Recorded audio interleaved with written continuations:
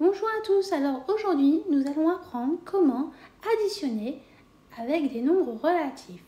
Donc on verra différents cas. Donc déjà on va voir notre premier cas, c'est-à-dire comment additionner des nombres relatifs lorsqu'on a deux nombres de même signe. Donc on va faire une somme, d'accord? Donc par exemple, si tu as plus 9 plus 4. Comme là, tu constates, tu as un plus ici. Donc, automatiquement, il n'y aura pas de changement de signe dans la parenthèse qui suit, c'est-à-dire ici. Donc, elle va rester comme ça, le signe. Elle reste intacte. Et donc, comme tu sais que plus 9, c'est 9, le plus, lui, il ne change pas. Et plus 4, tu sais que ça fait 4. Donc, 9 plus 4, tu sais très bien que ça fait 13. Jusque-là, c'est pas compliqué. Maintenant, si tu as moins 4, plus, entre parenthèses, moins 5,8, c'est égal à quoi? Eh bien, tu remarques encore ici, on a un plus. Et là, tu as un moins, ici. Donc, automatiquement, tu vois tout de suite qu'il n'y aura pas de changement de signe parce qu'on a un plus derrière notre parenthèse. Et comme tu le sais, plus par moins, ça nous fait moins. Donc, on aura quoi? Moins 4, ça reste moins 4. Et notre moins 5,8, ça va être moins 5,8. On le laisse comme ça. Donc, bien sûr, on a retiré notre plus entre les deux parce que, comme on a dit, il ne sert à rien. Parce qu'on sait tout de suite que plus par moins, ça fait moins. Il n'y a pas de changement de signe. Donc, on garde le signe de notre nom qui est à l'intérieur de notre parenthèse. Et donc, ça fait quoi? Donc, c'est égal à quoi? Et bien, quand on a le même signe ici et ici, on sait automatiquement qu'on va avoir un moins. Et en plus de ça, on sait quoi d'autre? Et bien, en fait, lorsqu'on a le même signe dans nos opérations, et bien, en fait, on va additionner les deux nombres. C'est-à-dire, on va faire 4 plus 5,8. Et 4 plus 5,8, tu sais très bien, ça nous fait 9,8. Donc là, tu as compris comment additionner dans le cas, lorsqu'on a le même signe, dans le cas pour les nombres additionnés, dans le cas des nombres relatifs dont ils ont le même signe. Pardon, je suis en train de me perdre. Maintenant, on va faire un autre cas. Le deuxième cas, c'est lorsqu'on a une somme avec deux nombres de signes contraires. Alors, imagine, je te donne moins 50 plus 30. Et bien, comme juste avant, tu ne vas pas changer de signe parce qu'ici, tu as un plus. Donc, tu ne changeras pas de signe dans la parenthèse qui suit. Donc, on va recopier. Ça nous fait moins 50 plus 30. Or, là, on remarque quoi? Eh bien, on remarque ici, on a un moins. Et là, on a un plus. Donc, comment savoir si notre résultat va être négatif ou positif? Eh bien là, tu vas devoir regarder le nombre qui est là et le nombre qui est là. Lequel est le plus grand entre 50 et 30? Ben, 50 est plus grand que 30. Quel est le signe qui est derrière 50? C'est un moins. Donc, automatiquement, on sait tout de suite que notre résultat va être négatif. Mais quel va être le résultat?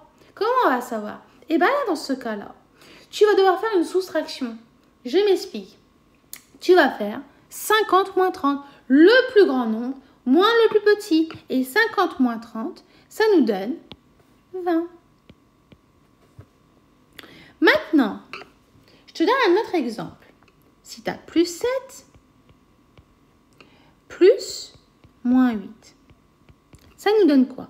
Eh bien, comme juste avant, on a un plus ici. Mais là, on a un moins là. Mais il n'y aura pas de changement de signe interne de parenthèse. Mais lorsqu'on va recopier, bah, ça va faire comme dans notre premier cas. On va avoir 7 moins 8. Et comme je t'expliquais juste avant, tu vas comment savoir si notre résultat va être négatif ou positif? Eh bien, tu regardes le signe en fait par rapport au nombre le plus élevé. Eh bien, en fait, là, tu remarques quoi? Là, tu as 7, là, tu as 8. Lequel est le plus grand? Bah, 8 est plus grand par rapport à 7.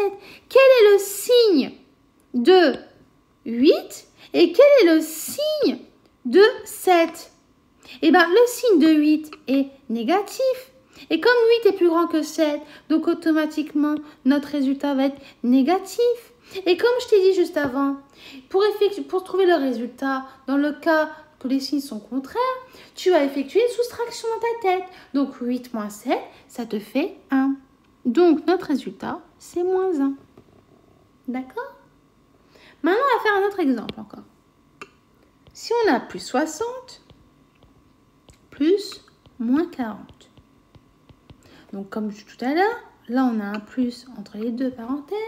Donc il n'y aura pas de changement de signe. Donc c'est-à-dire, on aura toujours moins 40. Il n'y aura pas de changement. Donc on recopie. Ça, on a plus 60, ça fait 60. Et moins 40, c'est moins 40. Et 60 moins 40, c'est une opération que tu sais faire depuis très longtemps. Ça nous donne 20. Voilà. Donc, je pense que, et j'espère que tu as compris comment additionner dans le cas qu'on a des signes contraires. Maintenant, on va faire un troisième cas. Le troisième cas, c'est soustraire des nombres relatifs. C'est un petit peu plus compliqué, mais c'est la même méthode, c'est la même idée. Donc, regarde, par exemple, si je te donne plus 6 moins plus 8. Et bien là, ici, tu as un moins. Et là, ici, tu as un plus. Mais comme tu as le moins derrière la parenthèse, automatiquement, tu vas devoir faire un changement de signe. Je m'explique. Donc déjà, premièrement, tu vas écrire plus 6, c'est comme si tu avais 6. Mais là, le signe de plus 8, c'est quoi? C'est un plus. Mais comme derrière la parenthèse, il y a un moins, c'est quoi l'opposé du plus? C'est moins. Donc là, on ne va pas avoir plus 8, mais moins 8. Ensuite, on va utiliser la deuxième méthode qu'on avait vue tout à l'heure, le deuxième cas. C'est-à-dire, on va regarder si notre résultat va être négatif ou positif. Donc là, c'est positif. Et là, ici, c'est négatif. Mais lequel est le plus élevé? Est-ce que c'est 6 ou est-ce que c'est 8? Le plus élevé, on a dit, c'est 8. Parce que 8 est plus grand par rapport à 6. Donc, ça veut dire que notre résultat va être négatif. Et ensuite, on sait très bien qu'on doit soustraire. On va faire 8 moins 6. Ça nous donne 2. Donc, notre résultat final, c'est moins 2. Maintenant, on va faire un deuxième cas. Imaginons que tu as moins 12, moins 15. Ça nous donne quoi? Et bien, comme tout à l'heure, on a un moins ici. Et là, ici, c'est négatif. Donc, en fait, on va devoir faire encore un changement de signe parce que derrière la parenthèse, on a un moins. Donc, on va avoir moins 12 plus 15. Donc, encore une fois, on va encore utiliser la même méthode que tout à l'heure. On va regarder qui est le plus grand. Est-ce que c'est 15? Est-ce que c'est 12? 15 est plus grand que 12. Et quel est le signe qui est derrière 15? C'est un plus. Donc, notre résultat va être positif. Ensuite, tu vas devoir faire une soustraction dans ta tête. 15 moins 12, ça fait 3. Donc, on trouve plus 3. Mais tu sais très bien que ça ne sert à rien d'écrire plus 3. Ça suffit d'écrire 3. Maintenant, on va faire un autre cas. Imaginons, on a moins 7, moins plus 15. On va voir quoi? Eh bien, comme tout à l'heure, on a un moins ici. Et là, on a un plus. Donc, automatiquement, tu vas devoir faire un changement de signe. Donc, on va avoir moins 7, moins 15. Et là, on remarque quoi? Et bien là, on retrouve le premier cas qu'on a vu tout à l'heure. Lorsqu'on a les signes qui sont identiques, automatiquement, on va faire une addition. Donc, on va avoir déjà un résultat négatif. Et ensuite, tu vas faire 7 plus 15. Et ça fait combien? Ça fait 22. Donc, notre résultat final, c'est moins 22. Maintenant, on fait un autre exemple. Imagine, là, tu as plus 9. Pardon. Moins 10. Et bien, tu remarques encore ici, tu as un moins. Et là, tu as un moins. Mais comme le moins est derrière la parenthèse, tu vas devoir faire encore un changement de signe. Donc, c'est-à-dire qu'on va avoir 9 plus 10. Parce que l'opposé de moins 10, c'est 10. Et 9 plus 10, tu sais très bien que ça fait 19. Maintenant, On va faire encore un autre exemple. Si on a moins 3,2, moins plus 4,8. Bah, comme tout à l'heure, on a un moins ici, là.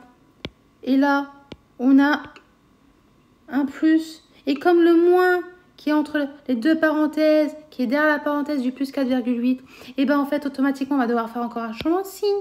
Donc, on va avoir moins 3,2, moins 4,8. Et ça nous donne quoi? Eh bien, ça va nous donner un résultat négatif. Pourquoi? Ben, regarde, ici, là, tu as un moins. Et là, tu as un moins. Donc, automatiquement, tu auras un résultat qui sera négatif. Donc, on met le moins. Et comme les deux ont le même signe, ça veut dire quoi? Ça veut dire que tu vas devoir effectuer une addition. Donc, 3,2 plus 4,8, ça nous donne 8. Donc, notre résultat final, c'est moins 8. Donc là, j'espère que tu as pu comprendre comment soustraire des nombres relatifs à l'aide des changements de signes et tout ça. Maintenant, on va voir une méthode lorsqu'on te demande d'additionner plusieurs nombres relatifs. Donc en fait, cette méthode-là, tu vas devoir réutiliser les 3 cas qu'on vient de voir à l'instant. Regarde. Imagine, je te donne A égale moins 15, entre parenthèses, plus 26,7, plus 40,1, plus moins 52,4. Je vais bien écrire mon 40,1. Ok. Et le moins ici. 52,4 et le moins là. Voilà. Donc, la première étape à faire, c'est de retirer les parenthèses. D'accord? Donc là, on constate quoi? Ici, on a un plus, là, on a un plus, là, on a un plus. Génial! On n'aura pas de changement de signe. Donc, ça nous donne quoi? A égale moins 15, plus 26,7, plus 40,1, moins 52,4. D'accord? Ensuite, la prochaine étape, c'est de faire quoi?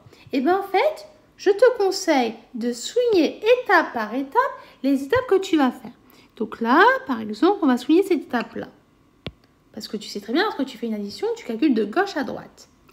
Donc, grand A égale moins 15 plus 26,7. Eh bien, ça nous donne 11,7. Pourquoi? Eh bien, déjà, tu vois quoi? Tu vois qu'ici, là, tu as un moins et là, tu as un plus. Donc, déjà, tu vas te dire, mais est-ce que mon résultat de cette opération-là va être négatif ou positif? Comme je te l'ai dit tout à l'heure, tu vas regarder si 15 ou 26,7, lequel entre les deux est le plus grand. Et on sait tout de suite que 26,7 est plus grand par rapport à 15. Donc, quel est le signe derrière 26,7? C'est un plus. Et ensuite, comme les signes sont contraires, et bien automatiquement, tu vas faire une soustraction. 26,7 moins 15, ça nous fait 11,7. Ensuite, tu vas recopier ce qu'on n'a pas calculé. Donc, plus 40,1 moins 52,4. Ensuite, tu vas faire quoi? Eh bien, tu vas faire la prochaine étape. Donc, par exemple, si je vais prendre cette couleur-là. Par exemple, si on fait cette étape-là, ça nous donne grand A égale 51,8. Pourquoi? Parce que, je vais mettre en rouge, parce que tu sais très bien que 11,7 plus 40,1, ça fait 51,8. Moins 52,4. Et là, cette étape-là, tu sais la faire. C'est les méthodes qu'on a fait juste avant. Tu vois bien que ici, là, tu as un moins et là, tu as un résultat positif. Mais là, tu vas te dire, mais est-ce que mon résultat va être positif ou négatif? Eh bien, tu vas regarder quoi? Tu vas regarder lequel est le plus grand. Est-ce que c'est 51,8 ou est-ce que c'est 52,4? Donc, tu sais que 52,4 est plus grand par rapport à 51,8. Donc, notre résultat va être négatif. Donc, on va voir moins. Et donc, tu sais très bien que lorsque les signes sont contraires, on va faire une soustraction. Donc, 52,4 moins 51,8, ça nous donne combien? Ça nous donne 0,6. Voilà. Donc maintenant, on va faire avec un autre exemple encore, pour voir si tu as bien compris. D'accord? Donc, si je te donne grand B égale 6 moins 4 plus 10 moins 7. La première chose à faire, c'est de retirer les parenthèses. Mais avant de retirer les parenthèses, il faut vérifier si on va avoir des changements de signe. Là, tu constates quoi? Tu as un moins. Donc, ça veut dire quoi?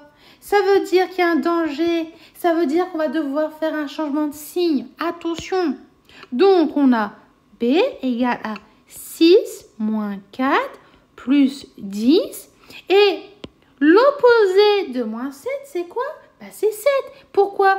Parce qu'en fait, on a un moins derrière notre parenthèse. Donc, on va devoir faire un changement de signe. Donc, l'opposé de moins 7, c'est plus 7. Donc, plus 7. Et ensuite, on va faire les étapes qu'on a faites juste avant. Je m'explique. Tu vas souligner et tu vas calculer. Donc, tu écris B égale 6 moins 4, tu sais que ça fait 2. Plus 10 plus 7. Ensuite, tu soulignes encore. Et ça nous donne B égale à 2 plus 10, tu sais que ça fait 12. Plus 7. Je vais mettre en rouge pour pas que tu sois perdu. Et ensuite, tu sais très bien que 12 plus 7, ça nous fait 19. Voilà, donc j'ai terminé de t'expliquer tout ça. J'espère que cette vidéo t'a été utile, que tu as compris comment additionner des nombres relatifs dans les différents cas. Et en même temps, j'espère aussi que tu as compris la méthode, comment calculer lorsqu'on a plusieurs nombres relatifs. Je te dis à bientôt et au revoir.